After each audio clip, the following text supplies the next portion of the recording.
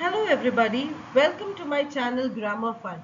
My name is Jaya and we will be learning grammar together. Let us continue the story of chapter 12, The Conceited Python.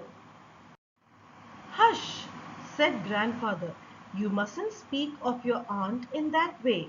But his eyes were alive with laughter. So when the narrator said maybe Aunt Mabel might have scared the python, grandfather silenced him and said, see, you should not speak of your auntie in that way. But grandfather's eyes were alive, was actually laughing from inside. After this incident, the python began to make frequent brief appearances, usually in the unexpected places. Aunt Mabel had another fit when she saw him emerge from beneath a cushion. She picked her bags and left. The hunt continued. So after this incident, the python began to come in between, but not in the usual places, in the most unexpected places, in the unexpected time. So another scary thing for Aunt Mabel was when she was going to sit on the sofa, it came from beneath a cushion. So what did she do? She did not stay for 3 weeks. She took her bags and she left the place. But the hunt for the python still continued. Next morning, I saw the python curled up on the dressing table, gazing at his reflection in the mirror. I went to grandfather, but by the time we returned, the python had moved elsewhere. He was seen in the garden a little later, and the cook then saw him crawling up the iron ladder to the roof. Then we found him on the dressing table a second time, admiring himself in the mirror. Evidently, he was fascinated by his reflection. So next morning after aunt left, the narrator saw the python on the dressing table. It was looking at the mirror, looking at its own beauty.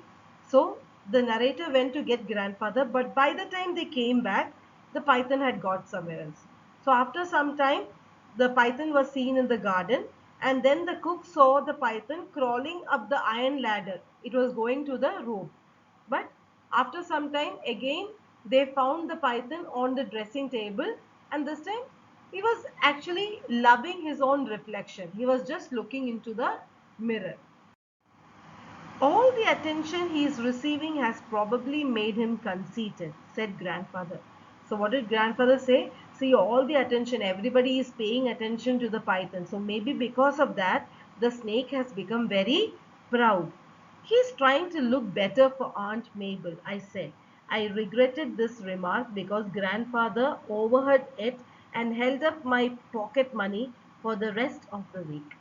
So, what did the narrator say? I think so. He's trying to look good for Aunt Mabel. So, after saying this, he felt very sorry because what did grandmother do? Grandmother actually heard him. So, grandmother did not give pocket money for him for 1 week. Well, now we know his weaknesses, said grandfather. So, what did grandfather say? Now we know what he wants. What is his weakness? Are you trying to be funny too? Demanded grandmother, looking her most threatening. I didn't mean Aunt Mabel. The python is becoming vain, so it should be easier to catch him now. Grandfather set up a large cage with a mirror at one end. In the cage, he left a juicy chicken and several other tasty things. The opening was fitted with a trapdoor. So what did grandmother think? That grandfather was talking about the about aunt. So grandmother got very angry. Are you trying to be funny? But then what did grandfather say? No, no, I was not talking about Aunt Mabel. I'm talking about the snake. The snake is becoming very proud and now it is easy to catch him. So what did grandfather do? He put up a large cage with a mirror at one end. Inside the cage, he left a juicy chicken and several other tasty things. Now, the opening was fitted with a trapdoor. So, the door was actually a trapdoor.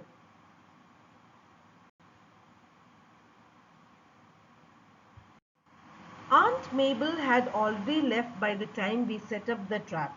But we had to go on with the project because we couldn't have the python prowling about the house indefinitely. A python's bite is too poisonous, but it can swallow a live monkey and it can be a risky playmate for a small boy. So Aunt Mabel, by the time they put this trap, the cage and everything, Aunt Mabel had already gone. But they couldn't stop it because they couldn't have a snake roaming about in the house. Now, if a python bites you, it is poisonous. And it can swallow. It can just eat a live monkey, and it is not a good thing for a small boy to play with a python. For a few days, nothing happened. And then, as I was leaving for school one morning, I saw the python curled up on the cage. He had eaten everything left out for him and was relaxing in front of the mirror with something that resembled a smile on his face, if you can imagine a python smiling. So, for a few days, nothing happened. Then, one day, as the narrator was going to school, he saw the python in the cage. So, he had eaten up whatever was in the cage and now he is relaxing, taking rest in front of the mirror. And the narrator is telling as if it was looking as if the python was smiling, and saying if you can imagine how a python smiles, so that is how the python was looking like. I lowered the trapdoor gently, but the python took no notice of me. Grandfather and the gardener put the cage in a tonga and made a journey to the other side of the riverbed. They left the cage in the jungle with the trapdoor open. When they went away, the python made no attempt to get out. So, slowly he came and he lowered the trapdoor, and the python did not notice it. Grandfather and the gardener, they took the python in a tonga, in a cycle, and they put it in the other side of the riverbed. They left the cage open, but the python did not want to get out. It was sitting in front of the mirror. I didn't have the heart to take the mirror away, said grandfather.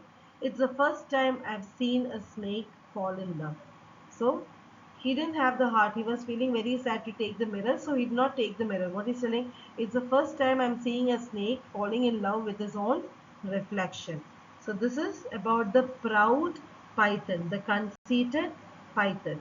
Now that is the end of the chapter. I hope you have understood. Thank you for watching and have a nice day.